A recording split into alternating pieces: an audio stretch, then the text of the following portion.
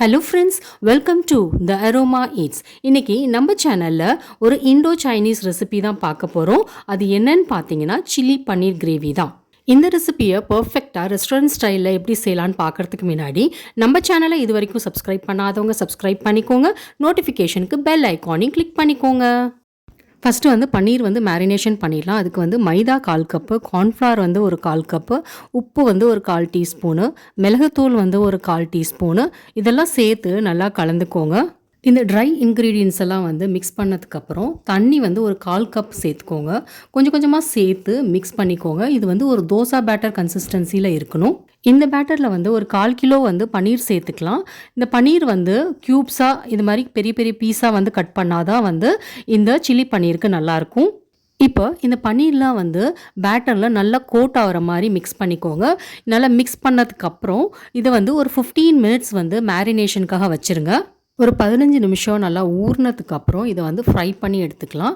எண்ணெய் நல்லாவே சூடாக இருக்கட்டும். இப்போ ஒரு பன்னீர் பீஸாக எண்ணெயில் சேர்த்துக்கலாம். ஃப்ளேம் மீடியம்லேயே இருக்கட்டும். இப்போ ஒரு சைடு லைட் ப்ரௌன் ஆகிடுச்சு. இப்போ இன்னொரு சைடும் திருப்பி போட்டுக்கலாம். இது லைட் ப்ரௌனு அப்புறம் கிறிஸ்பியாக ஆகிற வரைக்கும் இதை ஃப்ரை பண்ணி எடுத்துக்கோங்க. இந்த ஸ்டேஜில் பன்னீர்லாம் எடுத்து டிஷ்யூ பேப்பரில் வச்சிடலாம். அடுத்து ஒரு கடாயில் 4 டேபிள் ஸ்பூன் அளவு எண்ணெய் சேர்த்துக்கோங்க. இதில் எண்ணெய் கொஞ்சம் நிறையா சேர்த்தா தான் நல்லாயிருக்கும். எண்ணெய் சூடானதுக்கப்புறம் 2 டேபிள் ஸ்பூன் அளவு பூண்டு அப்புறம் இஞ்சி இது ரெண்டுமே குட்டி குட்டியாக கட் பண்ணி அதுக்கப்புறம் சேர்த்துக்கோங்க. இது நல்லா வதங்கினதுக்கப்புறம் பச்சை மிளகாய் நீட்டாக கட் பண்ணது 2 சேர்த்துக்கோங்க. அப்புறம் வெங்காயம் 1, இது இந்த மாதிரி க்யூப்ஸாக லேயர்ஸாக கட் பண்ணி சேர்த்துக்கலாம். அடுத்து ஒரு பாதி கேப்சிகம் சேர்த்துக்கோங்க.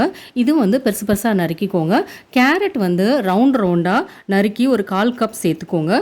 இதை ஒரு 2 நிமிஷம் வதக்கிக்கலாம். அடுத்து சின்ன சின்னதாக நறுக்குன தக்காளி இது ஒரு பாதி தக்காளி சேர்த்தாலே போதும். இதெல்லாம் சேர்த்து நல்லா வதக்கிக்கலாம். ஃப்ளேம் ஹைலியே இருக்கட்டும். இப்போ vinegar 2 teaspoon, green chilli sauce அது 2 டீஸ்பூன் சேர்த்துக்கோங்க. அப்புறம் சோயா சாஸ் 1 டீஸ்பூனு, உப்பு தேவையான அளவு. அடுத்து டொமேட்டோ கெச்சப் ஒரு 2 டேபிள் ஸ்பூன் சேர்த்துக்கோங்க. இதெல்லாம் சேர்த்து ஒரு 3 நிமிஷம் நல்லா வதக்கலாம். 1 டீஸ்பூன் மிளகுத்தூள் சேர்த்து வதக்கிக்கலாம். இது வதங்கினதுக்கு அப்புறம் கார்ன்ஃப்ளவர் பேஸ்ட் எடுத்துக்கலாம். இது 2 டேபிள் ஸ்பூன் கார்ன்ஃப்ளவர் பேஸ்ட்டு. இதில் நார் hot and sir soup powder இருக்குல்ல அது ஒரு 2 டேபிள் ஸ்பூன் சேர்த்துக்கோங்க. இது ஆப்ஷனல் தான். இல்லைனா வெறுமனே கார்ன்ஃப்ளவர் பேஸ்ட் மட்டும் சேர்த்துக்கிட்டா கூட போதும்.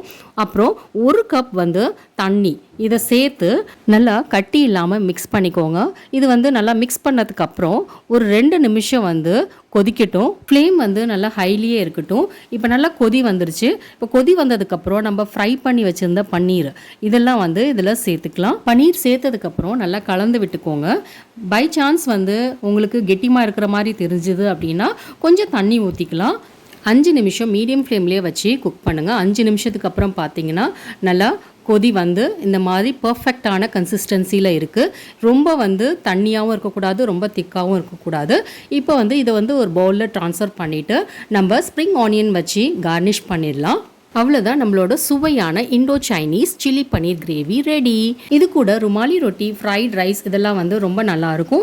இந்த ரெசிபியை கண்டிப்பாக வீட்டில் ட்ரை பண்ணி பார்த்துட்டு எனக்கு கமெண்ட் பண்ணுங்கள். இந்த ரெசிபி உங்களுக்கு பிடிச்சிருந்துச்சுன்னா கண்டிப்பாக லைக் பண்ணுங்கள். உங்கள் ஃப்ரெண்ட்ஸ் அண்ட் ஃபேமிலியோட ஷேர் பண்ணுங்கள். என்னோட சேனலை இது வரைக்கும் சப்ஸ்கிரைப் பண்ணாதவங்க சப்ஸ்கிரைப் பண்ணிக்கோங்க. நோட்டிஃபிகேஷனுக்கு பெல் ஐக்கானையும் கிளிக் பண்ணிக்கோங்க. தேங்க்யூ.